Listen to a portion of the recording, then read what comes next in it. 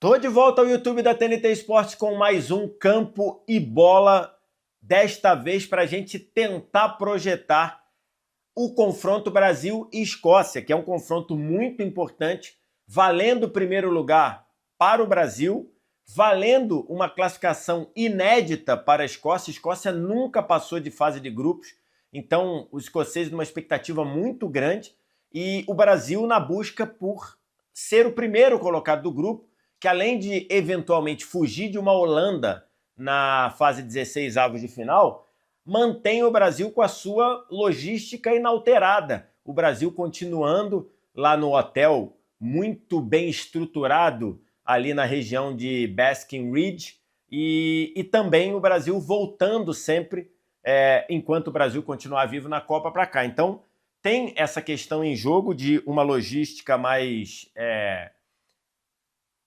facilitada também em jogo nessa partida.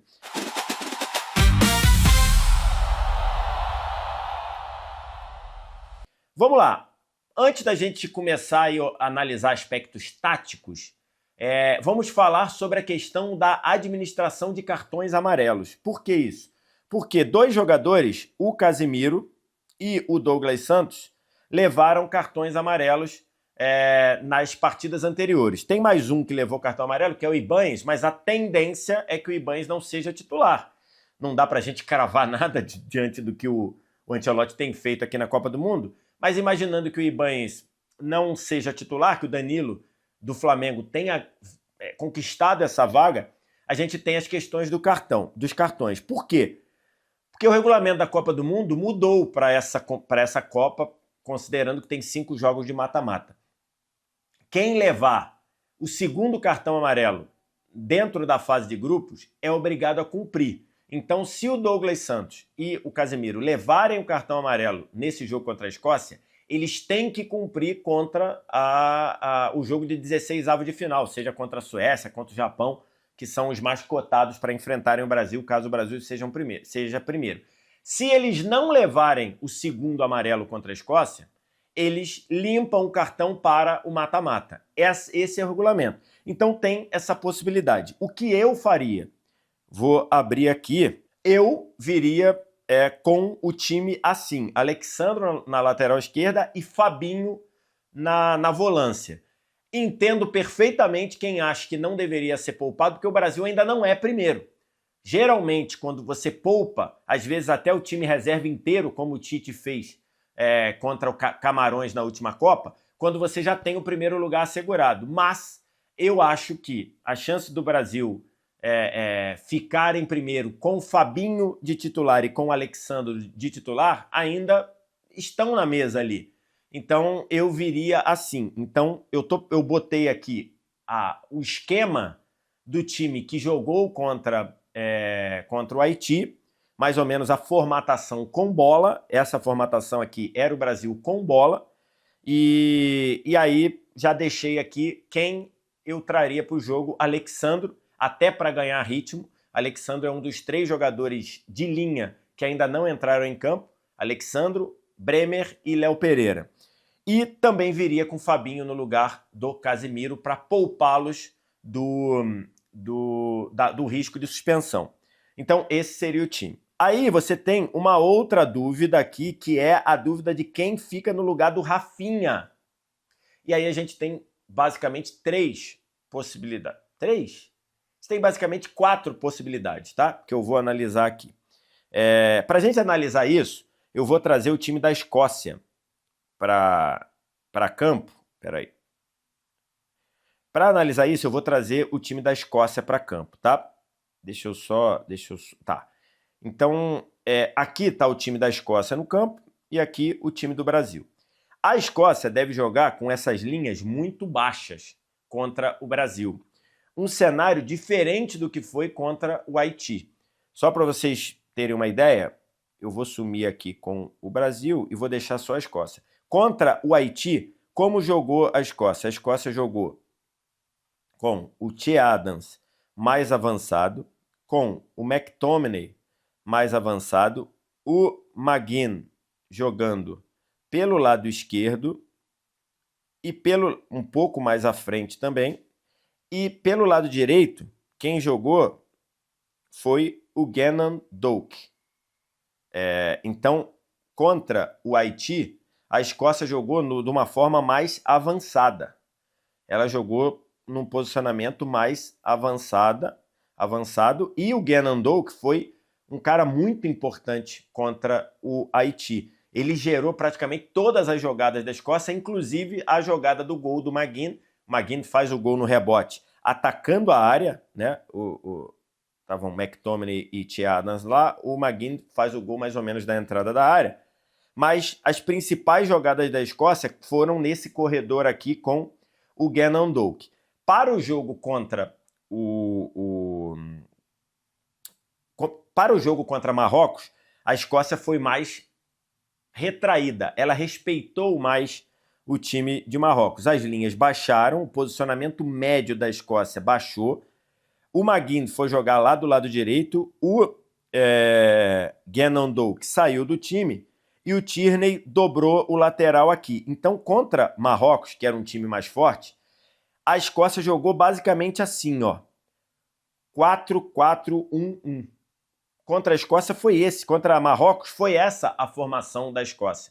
Que eu imagino que seja a formação que o treinador repita contra o Brasil.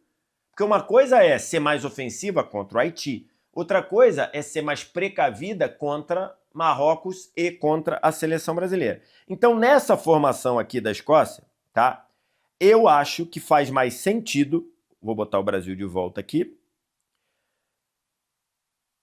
nessa formação contra a Escócia, eu acho que faz mais sentido o Brasil vir, vou ter que tirar o Rafinha aqui, nessa formação contra a Escócia, eu acho que faz mais sentido o Luiz Henrique vir no lugar do Rafinha. Por quê? Porque o Luiz Henrique, ele é um jogador de atacar o corredor. Ele é um jogador que faz esse lado do campo. E ele é jogador de 1 contra 1. Ele é jogador de duelos. Ele é jogador de driblar, tentar procurar a linha de fundo, ou tentar driblar e entrar em diagonal para, de repente, dar assistência para o Matheus Cunha, dar assistência para o Vini, fechando no segundo pau.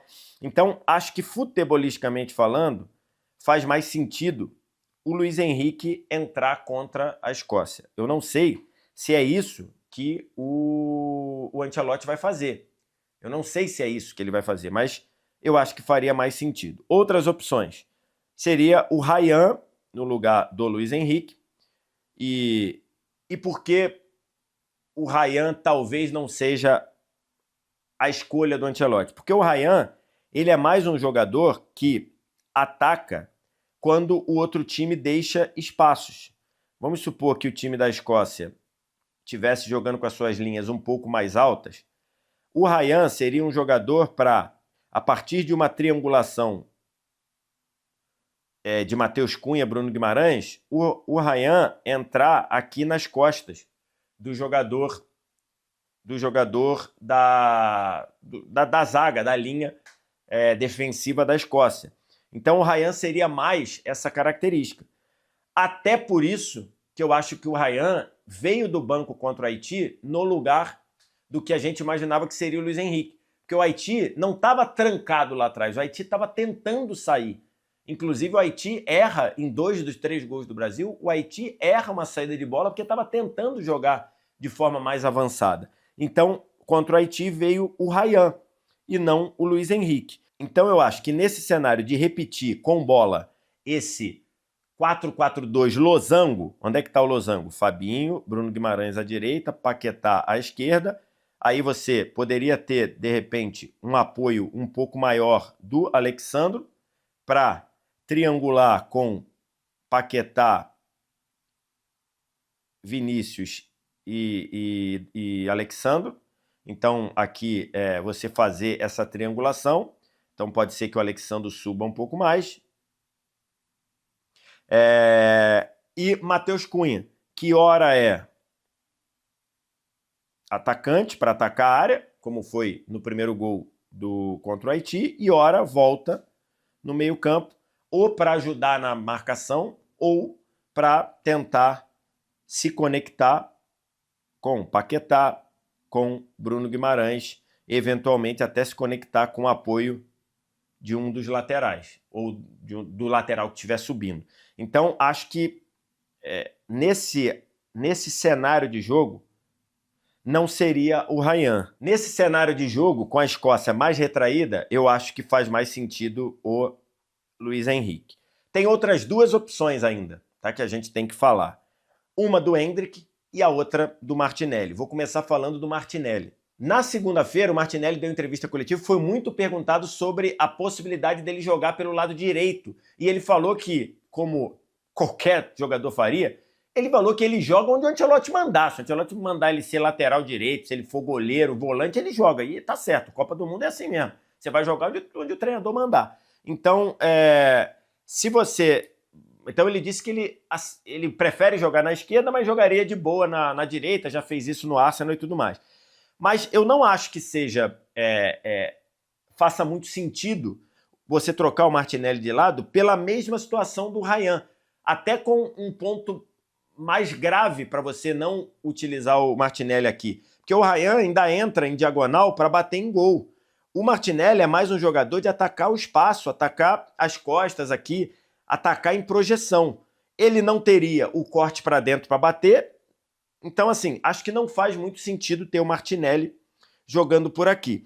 Então, é uma possibilidade, toda a imprensa brasileira falando sobre isso, mas eu não acho que vai acontecer.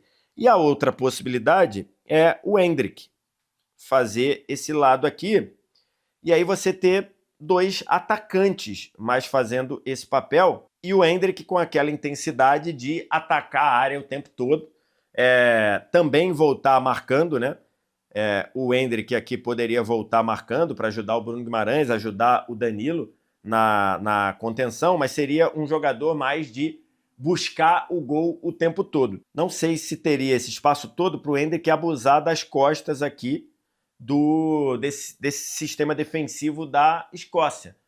Teoricamente, se a Escócia estiver muito afundada, muito compacta, não vai sobrar espaço para o Endrick atacar. Teria que ser mais um jogador de 1 contra 1, um jogador de duelo, e nesse caso, esse jogador seria o Luiz Henrique. Então eu não sei, de verdade, o que o Ancelotti vai fazer, mas eu não vejo motivo para ele abrir mão desse 4-3-3, desse posicionamento de 4-3-3, porque o Brasil começa mais ou menos assim, né? O Brasil, se fosse lá na hora da saída da bola, o Brasil estaria assim. Matheus Cunha, Vinícius aberto aqui, Luiz Henrique aberto aqui, Matheus Cunha como centroavante. Esse é o posicionamento... Deixa eu tirar a Escócia. Esse é o posicionamento base do Brasil. Talvez com o Bruno Guimarães um pouquinho mais à frente, Paquetá, mas seria esse.